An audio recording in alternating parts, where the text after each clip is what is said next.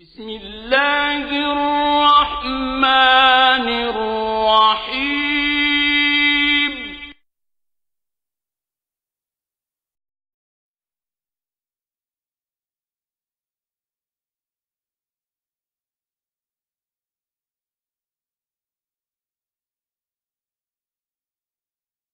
بسم الله الرحمن الرحيم إنه لقرآن كريم في كتاب مكنون لا يمسه إلا المطهرون تنزيل من رب العالمين بسم الله الرحمن الرحيم إنما يريد الله ليذهب عنكم الرجس أهل البيت ويطهركم تطهيرا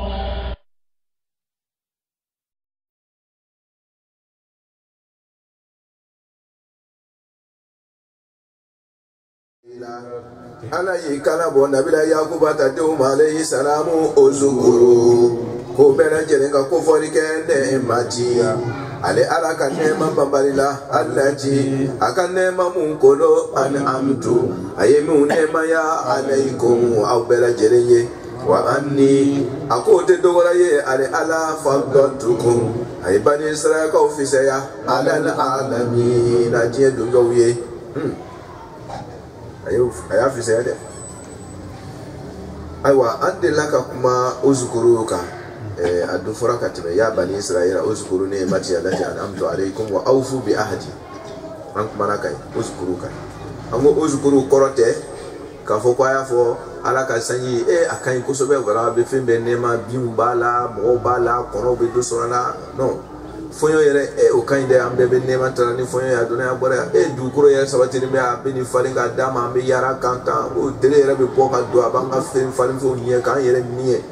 no ni nema ku fori dalante ko yi o yi fitini ta fitini ni ala andu ya shama fo do tola fo ko ka blasinga uzukuru ni koro yi ko ka nema in blasinga kala bara muni mɔgɔ ye deleke ji ma n'i ma to k'a don hali n'i ko a ma i ka deleke min di ma a ka ɲi dɛ a ka ɲi yɛrɛ de parce que a bɛnna ma yɛrɛ de mais a bɛnna ma ya ko a faut porter ni a y'a di ma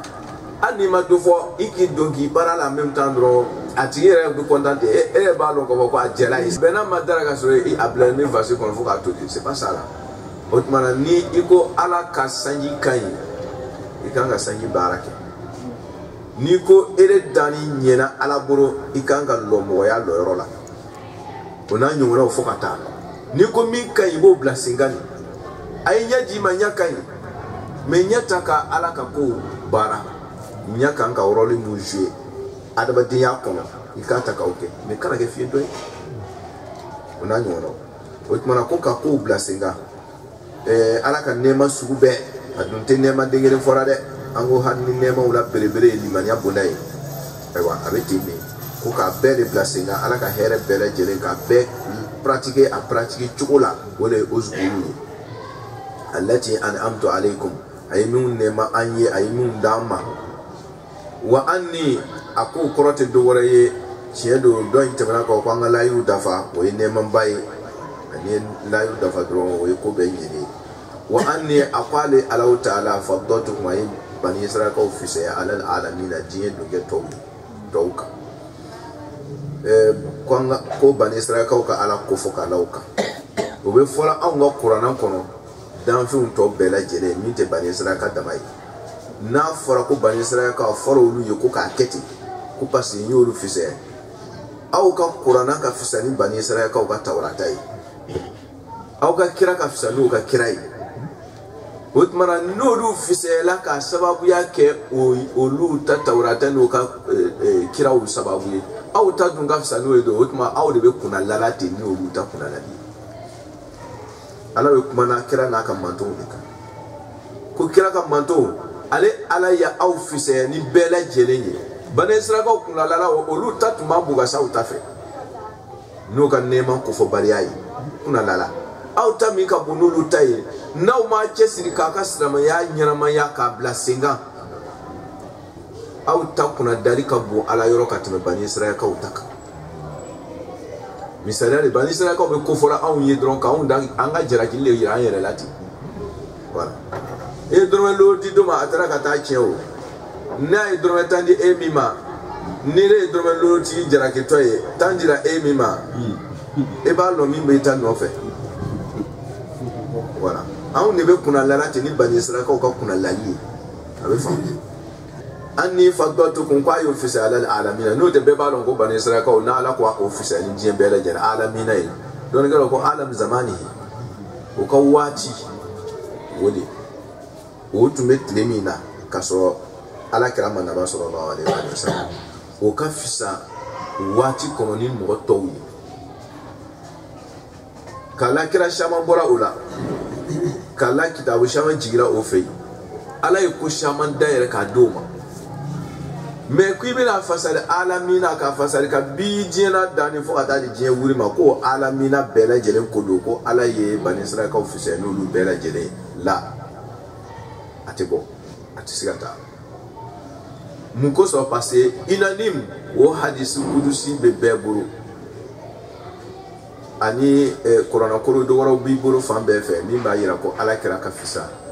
ni diɲɛ bɛɛ lajɛlen o tuma na ni kira cira mɔgɔ mun ma ni bani Israël kaw ka fisaya ko parce que kira caman bɔra o la ala kɛra kelen ka fisa ni kira tɔw bɛɛ lajɛlen faralen ɲɔgɔn kan o tuma ni olu kira caman bɔli o la n'olu kɛra olu ta fisaya ye ko an bɛna o fisaya ni diɲɛ bɛɛ ye ala kɛra kelen dun ka fisa ni kiraw bɛɛ lajɛlen don o tuma kira bɔra kabila min na o fana bɛ fisaya ni diɲɛ bɛɛ ye kɛ o tuma na ni mɔgɔ mun sɔnna nabila Musa nabila Isa ma n'o de kɛra olu ta fisaya kun ye diɲɛ bɛɛ lajɛlen kan mɔgɔ ala kɛra dun ka fisa ni nabila Musa ni Isa ye ni mɔgɔ min sɔnna ala kɛra la e fana bɛ fisaya ni diɲɛ bɛɛ lajɛlen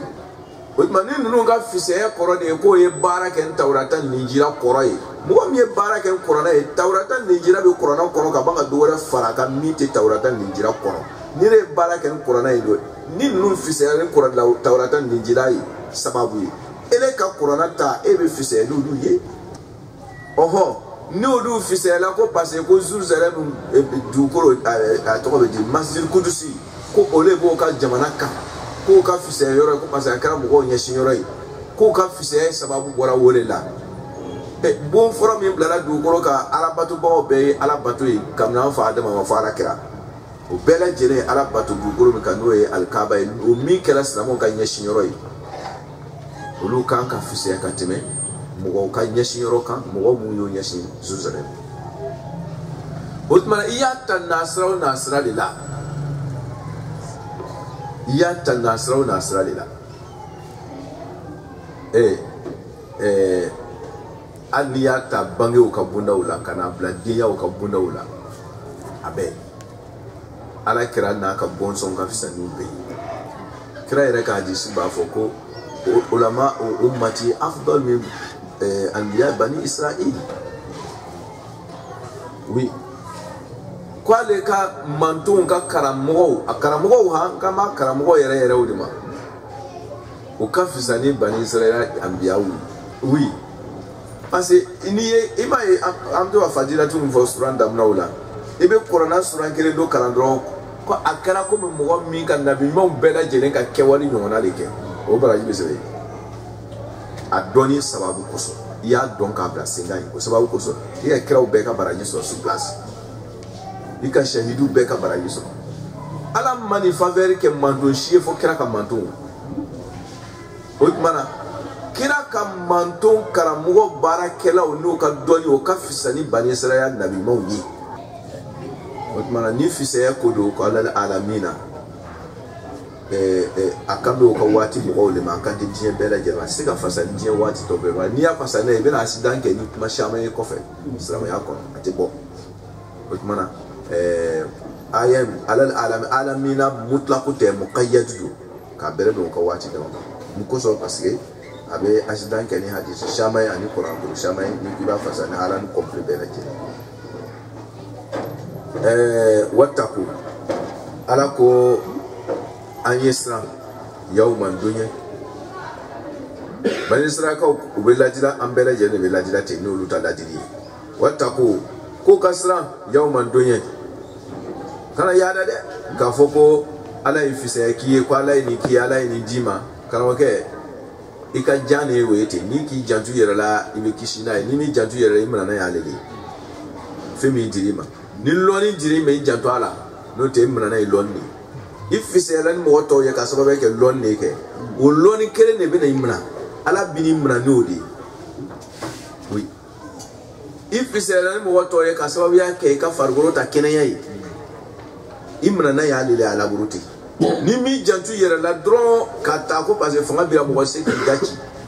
nere bi ta ke mo boy wole bi do janaba ko fe mi fi se ni mo to ye ala bo le takimra otmana wataku aw fi se la de mais attention qur'an dila uma aw fi se ni mo to ye mais attention de kana ke ye muriya kare ye siru shamano aya kire do wurudile ye hadi te tlala oui do be halo te fatia karaka labandoro no ko miye ke wobeke amatla la yere kawo ke kani tawfe abisika duka jebe nyami naka jibina naka kabako ke sete ulaka ita yere nasra shila kani tawfe de imna na yeweleti ni fanga in kalfali la ki lajra ika fise ni imna na niti utma fiu vendilema ayekum jam kum barda fala hada min fadli rabbi liyabluwani ashkuru am akfur yabla Suleiman akuti fiu vendile ma ni ko kun fayakun abeke ala ya tuitara kaban kila jarabi awi kana ki jama kun wataku ala ko bani sira ko ma kiedo nya ofisere mais o korote kwa ka yada de ukorora kwa wataku kwa ngasra anga fiseni kakanga ka asran kundi yawman dunga saranya kwa ngasra dunye rete wataku yawman ka ke mafurbi la wataku jazaa yawmin ante sra dunye ranye de femi mekela duin kono kwa ngasra wode nye te sra dunye ranye wa dunye ranye dunye teme dunye rete we wati de wotmana femi me duin kono kwa ngasra wode nye nam wala ala kanke ala yesene jombero amina ya rab wataku kwa ngasra yawman lunga saranye la tajizi nafsun ninkun site se ka nyotilike an nafsin ka ba ninkun nyongon ka shay'an fenfena ninkun dote se ka donyo miskara zarati ala ko shay'an fenfen to ko shay'u ese memele sengene de shay'u yo shay'u do soso gamankene shay'u do c'est-à-dire fenye aka fodon ko fen aka do ay nyawo nya miskara zarati oh ala ko aninkun ti nafsun ne kola de nakratulo la tajizi nafsun amerikate ajinate amogote nafsun ninkun be aninkun ti mi meseka kodo nye kodo ma lahara atei ala ko ko fuye kodo to ko miri die koro ala isababu kalfa nyona ni etasma tu kormula da be mere abi ko lara ni tasma tu kormula ka be mere a tasma ba fuye ko ale ta worol bana billahi ne ba fuye ko ale ka kuma lola ida bi boro be ba yele ma chugo mi ki dia ala ka sababu ndole kalfa inena fa idha nufika fi sur fala ansaba bainahum akoyoro gora ko taqatta'at bihim al asbab neme kuma ni sababu mi dla nema na bisika kuma ala bo sababu to mra taqatta'at bihim al asbab nyabe kami ni sababu mi yende yawma tashqatu fihi al absar nyabe kami ni sababu mi ni blahara burufia ala bo sababu mra nyala nyakami sababu aba boshi nyala nyabe wurugi kalole tashqatu fihi al absar ko nyama ko kami ga ko karoge me kami ni muye nya kami sababu boshida nyala billahi fem bebe sababu ala ko ale be sababu be mna dien ko na me fem kera ne sababu de ba bela na ya sila sababu kan sisa abe kan ko di mane ni mol kuliyo ko marai jontai Daka kuma jota lobi. Da kuma ngafle. Nya kama ngafle. C'est tama ngafle. Taranas. Obera jere jasi yatana. Obe birinde okubirika. Ni ya me kuye bola sababu dore bi bolo mo bol fana sababu dore. Sababu dore dileme ma ibe se ka bol kenai. Na sera serola bori sababu be muna. Ibe biri kumbirika ha mo ta fuye jasi yatana. Bebe birangi bebe nyumuri kumbirika. Sababu bana défense sababu bora danfo boro wa barazulillahi wahid qahhar ko bebe langere maya ala ka sebaya nyakoro sisa ko wala mumbe jontai muye fui fembet lalai sa fembe ko segrati ma betora la burusa lillahi wahid qahhar bara wal amru yawma izin lillah ko betora la tala moi si c'était fouillé tout à bara voilà avec ce roga kiti boli beka ira long to alako wala wataku yawman la tajzi nafsun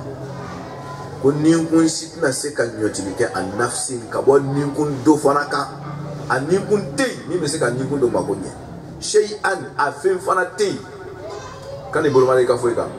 parce que avec mon dos qu'on a dit qu'on oui na bana ibeti damakasi na bana akara moya akara joye akara sababu doye comment ma fera tu comme na tira ba do tasman tu do ka foro lai ona ka men ko abe pampana ko foro le be aka tasman ke ka ko che ka bla abi ko la na che na ku be mo ko revolter du ma o manganchi ka grève ke la hala. Oui, parce que avec bandit dobe jamana konodron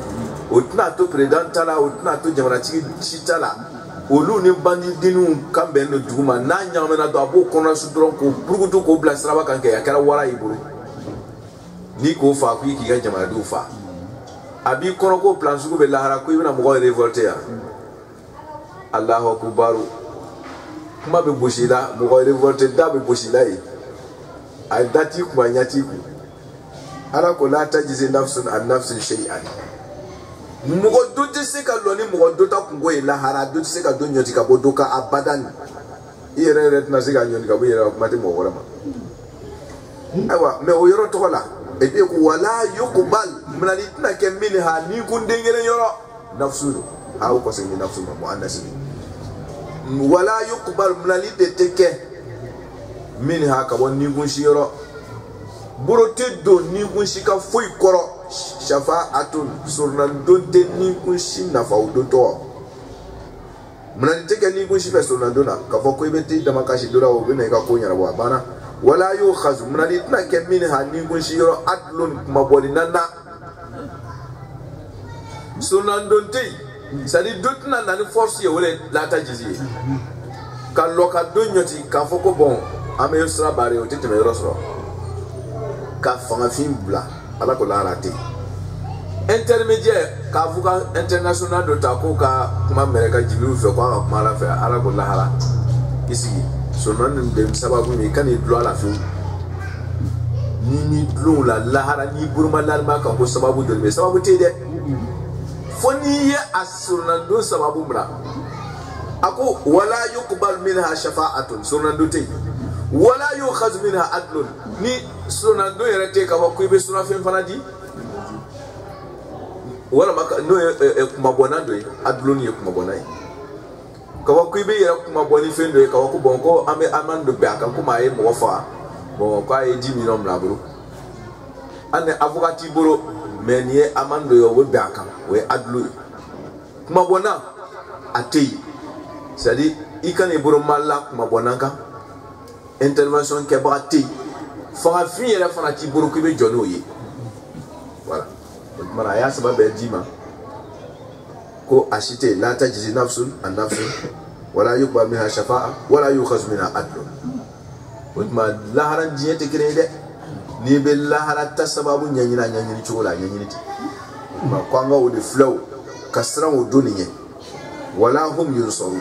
awa ni bela jele yera fana ko fe ko dime fana ti we ya dan sa ka ko bon ko mun fama ti na ka jo so na ndumba ti mboro ti se akuma bol fin yera ti ka yera tla ko peut-être ala na hina kan la boke ala ko wala hum yuso no ko dime yera fana ti we ya ji ti ya dafade. Ne faut même pas espérer sur ça, c'est fini. Ah oui, tu tiens d'ailleurs. À la canque. Mais amé, iskal problème de ouria. Quand faut Lara franco sonandobe. Sonandobe, si ka tengire atala. Kurana kuruba fola. Hadisi kudusi ubaka, hadisa sugube baka. Quand faut ko sonandobe Lara. Kira ko nabi ma umena sonando geka alu betu beafo adisa nu lakani mam Jafar ya fo beafo ko nabi ma umena sonando nabi ma kene de al anbiya nabi ma kene de nabi ma bebe na sonando adisa mi ba fo ko wetani fe o we buri wetani fe o buri ya ujo ka fabrication no nabi mon bébé na sonando lahara o be mo site bolla c'est-à-dire o fe ka karamugo jangere ala sosola ko nabi mon masnanka ala soso ko ta o fe ni nabi wa ere fo ba do ke ka bon pa to mo ka ala mugo jangere ala kola ko jangere ala sosola wole o hadisa fabriquer no kira den kelen jurumuntama ama mirina e kira shima mirin ala soso su ko kage oui kira shite bola lahara olule intervention kela wuli ala na ka dan fouti mala sunya bo ala kira ko nabi mo bebe na sunando ko suhada u bebe na sunando na jana ka suhada ka ulama u defo ko ulama u bebe na sunando don kelaw akande don kela fu faraku maria kame mun ka don ke ka blasinka we min don we ake min ka nga ke we ke min ka nga to yo to o don kelaw ko lu fara bebe na sunando lahara don kela hakika na bi mon ka sunando ko fe nu karabo de sunando na bi mon ka sunando ma se nyuma karamo ka sunando be se oluma ko suhada u fana bena sunando suhada u ye kate fly ni hadisa ko suhada o la nyini be ni qur'ana ko suhada u fana la nyini be qur'ana ka suhada u ye suhada ala a'mal ala al a'mal mugo mu mesere ya araba di uga kewaluka we qur'ana kamra damna fa laba shahidu fle mi sala kerada la wote qur'ana ka suhada u digreni ya fasana ibeta nya fola hala qur'ana ka suhada u be a shahidu na suhada fe fe qur'ana ko bebe kumana mu sere me wali man kelika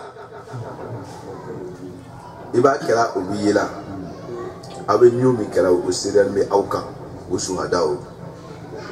waji ina bika shahidan ala haula don ye suhada u do ye shahidu yaka mala so yebolo we amalu qur'ana tabe me hadisa ta suhada u mu sala keredala yani islam ya keredawla o toro nindi alama islam ya kumabo o dora o keneka o suhada u kira kamboma ko lu fana be sunna ni do parce que suhada al amani anbiya gola karamugo gola suhada al amani okay utmana suhada mi sala keredala olu fana bena sunna ni do fana la harajo annana ka kuma kan gera la yoro gore kwale kira be waso la harajo do naka manto ka shayai kira ka manto ka shan manto tobe alo waso la harajo do no ko fo alebe ta waso ni saktu ye sali demu salak demu ba u kono chena ka demu bo kasro o mabbo ni nyama yayi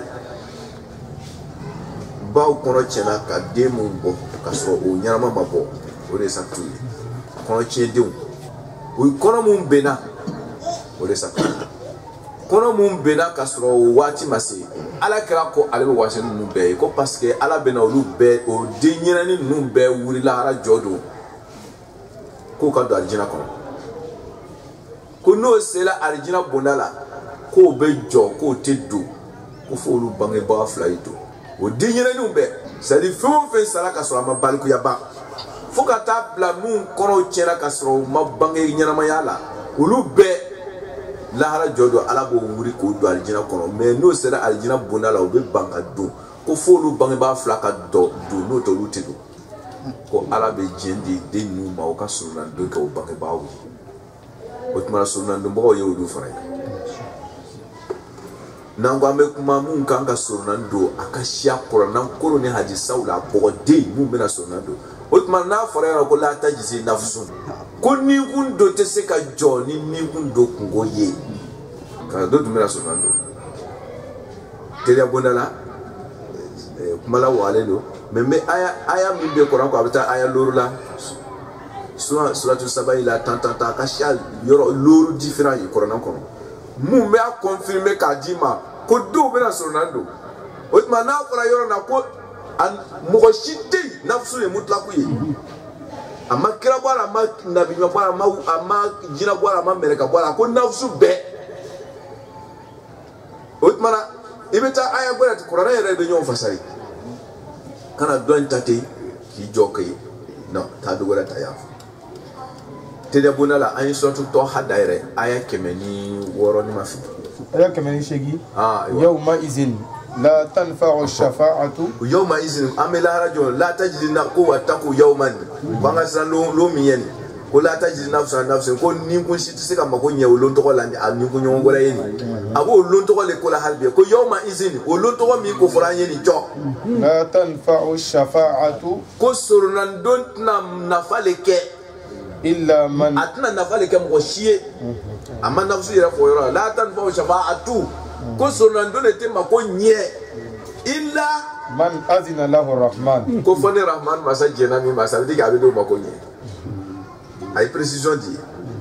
azina lahu rahman ko fɔ ni ala jɛna min ma n'ala jɛna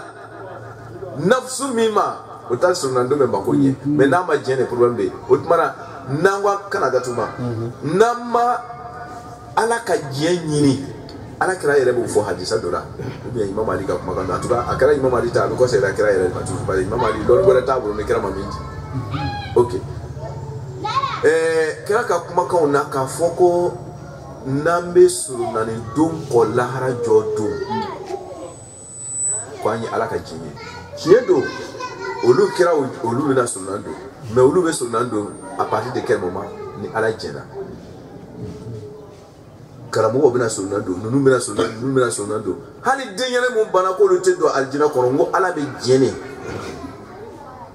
ça veut dire que ko in dulonnen bɛ ala ka jɛn de la ko mɔgɔ o mɔgɔ bɛ fɛ ko lahara jɔ don o hadisa tɔgɔ yɛrɛ ko la malakun mukarrabun wala nabiyyu mursal a bɛ kuma kan ko a nabi ɲuman tɛ yen